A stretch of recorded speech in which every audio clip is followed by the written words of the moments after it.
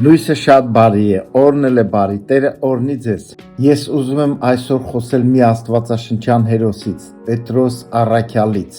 Իր կյանքի վերջում տուն գնալուց առաջ նա ուղերձ ուղեց, սա գրված է 2 Պետրոս 1:12 խոսքից։ Ուստի ես զանցառու չեմ լինել ձեզ հիշեցնելու սրանց համար, թեև գիտեք եւ հաստատված եք այս ներկա ճշմարտությունումը, եւ իրավունք եմ համարում, որ քանի որ այս վրանի մեջ եմ, զարթնեցնեմ ձեզ հիշեցնելով։ Գիտեմ, որ շուտով պիտի ինձանից հանեմ իմ այս վրանը, ինչպես մեր Տեր Հիսուս Քրիստոսը հայտնեց ինձ, բայց ջանք էլ կանեմ, որ միշտ կարողանաք իմ աշխարհից դուրս գալուց հետո էլ այս բաները հիշել։ Սենես գիտեք Պետրոս առաքյալին, ինքը միշտ առաջինն էր, միշտ ձգտում էր, նա ջերմեռանդ էր Տիրոջը ծառայելու եւ հիշում եք մի պատմություն, ուրանալուց հետո Տերը հանդիպեց իրան, անձամբ հանդիպեց եւ ասեց. Պետրոս, սիրում ես ինձ։ Եվ այդտեղ է Հովհաննեսի 21-րդ գլուխ 18-ից 19 խոսքերում է, երբ որ հանդիպեցին երրորդ անգամ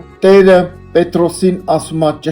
ճշմարիտ ասում եմ քեզ, երբ որ պատանի էր, ինքդ է իր գոտիդ կապում եւ ման գալիս, որտեղ որ ուզում էր, բայց երբ որ կծերանաս, ձեռքերդ կմեկնես եւ ուրիշը գոտի կկապե եւ կտանե որտեղ որ չես ուզի։ Սա ասեց ցույց տալով, թե նա ինչ մահով կփառավորի Աստծուն, եւ սա ասելուց հետո նրան ասեց. Իմ ետևից եք։ Եվ այստեղ մենք տեսնում ենք Պետրոս առաքյալը մինչև կյանքի վերջին օրը հետևեց Տիրոջը, եւ նույնիսկ սա իհարկե չկա գրված Աստվածաշնչում, պատմությունների մեջ կա, որ Պետրոսը, երբ որ իրան բռնեցին եւ ուզում էին խաչել, սա գրված է Յոել 10-ի մեջ, ես անձամբ կարդացել եմ, եւ նրան գլխի վայր են խաչել, նա ասել է իմ, խնդրել է, ասել է ինձ գլխի վայր խաչեք, որտեղ ես արժանի չեմ իմ Տիրոջ նման խաչվելու, ինչպիսի փառավոր մարդ, ինչպիսի հերոսներ, Տերը օրհնի ձեզ։ Մի օր գրքեր են բացվելու, միգուցե մենք էլ լինենք այդ հերոսները,